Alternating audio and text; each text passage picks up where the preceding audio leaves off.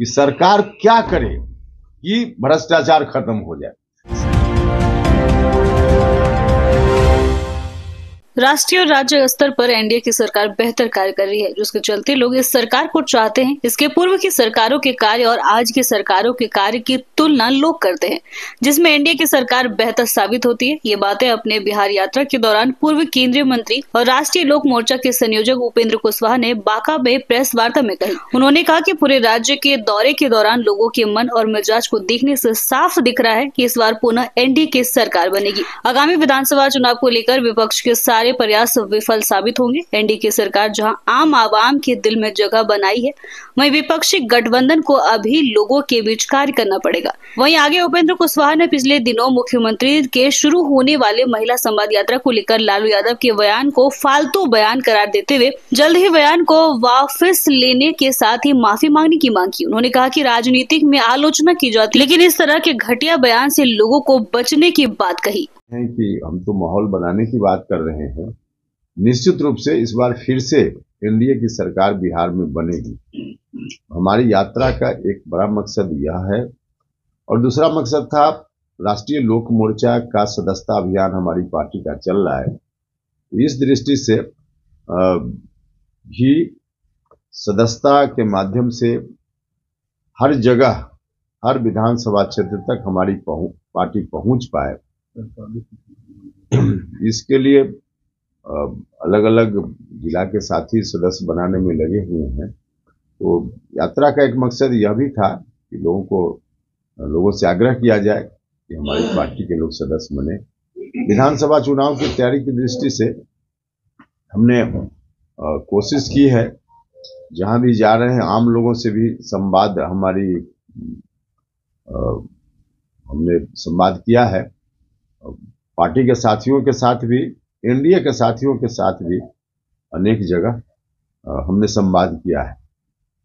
और इसके पीछे एक मंशा यह भी है कि जहां जहां जाएं, लोगों से जो फीडबैक मिले, उस फीडबैक को समाहित करते हुए एनडीए की मजबूत रणनीति अगले विधानसभा चुनाव को ध्यान में रखते हुए बनाई जाए, ताकि फिर से सरकार बिहार में बन पाए।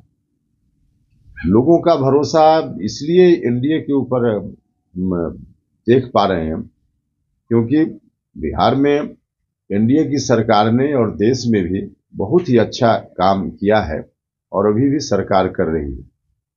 विपक्ष के लोग जो अपनी ओर से दावा कर रहे हैं, कोशिश कर रहे हैं कि हम फिर से सत्ता में आ जाएं, उनके ऊपर लोगों का भरोसा आज भी नहीं है। 2005 में जो भरोसा उठा, उस भरोसा को अभी तक वो लोग नहीं ला पाए हैं और न ला पाएंगे, क्योंकि इतना अच्छा काम हर तरफ से, और उनका जो था 2005 के पहले की स्थिति, लोग उस स्थिति को याद करके भी सहम जाते हैं। तो अभी विपक्ष की बातों में लाख प्रयास कर ले विपक्ष के लोग नहीं आने वाले हैं, और निश्चित रूप से एनडीए ही आएगा। हमारा विश्वास इस रूप में हुआ है। तो मोटे तौर पे मेरी ओर से तो यही है। आप लोग कुछ सवाल पूछिएगा तो उसका बिहार यात्रा के दौरान आपने क्या पाया और किस तरह से जनता का सहयोग मिल रहा? नहीं, वही तो हमने कहा ना कि देखिए, एक तो लगभग 20 साल से एनडीए की सरकार बिहार में चल रही है, माननीय मुख्यमंत्री जी के नेतृत्व में। इतने दिनों तक सरकार चलने के बाद सामान्य तौर पे ऐसा देखा जाता है कि सरकार के खिलाफ एक वातावरण हो जाता है, जिसको एंटी इनकम्बेंसी के रूप में हम कहते हैं। लेकिन हमको इस बात की खुशी है कि कहीं भी एंटी इनकम्बेंसी नाम की चीज नहीं है हमारी सरकार के खिलाफ।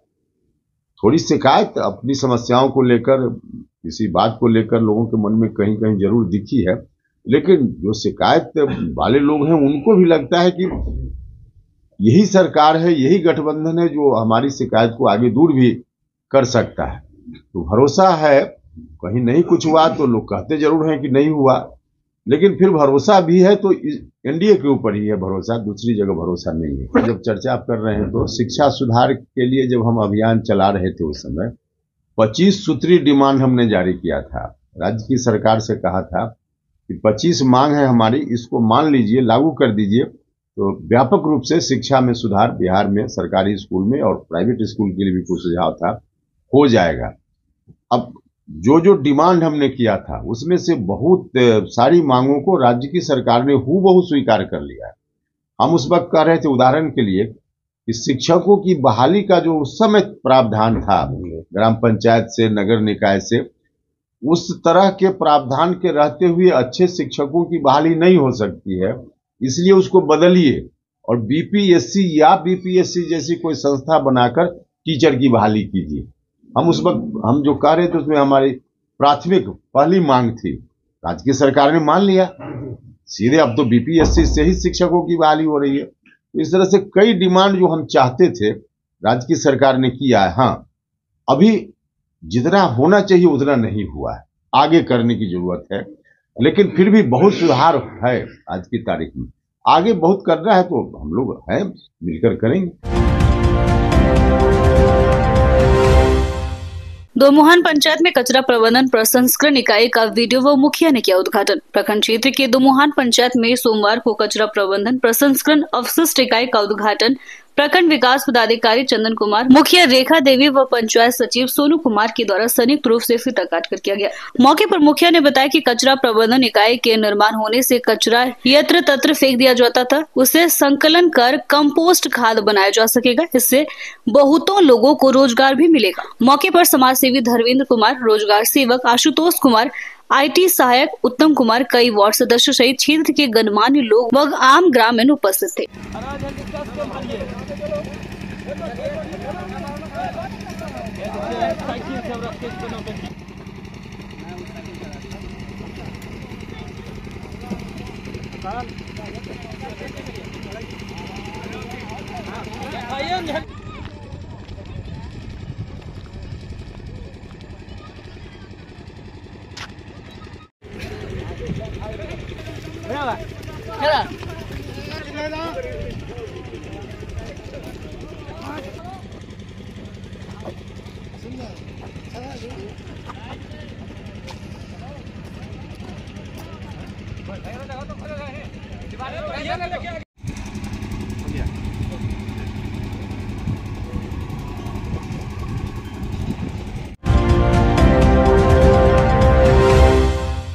दवा व्यवसाय अपहरण कांड को लेकर मास्टरमाइंड हुआ गिरफ्तार।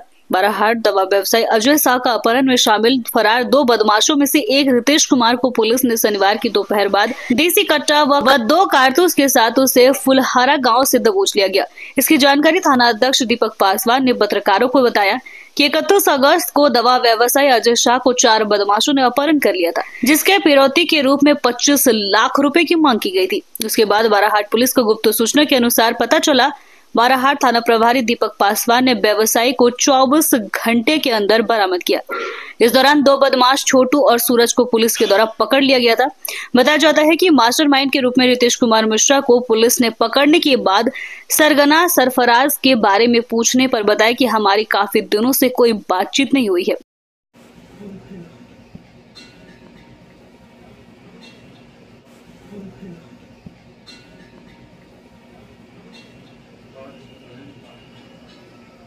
वो कर रहे हैं।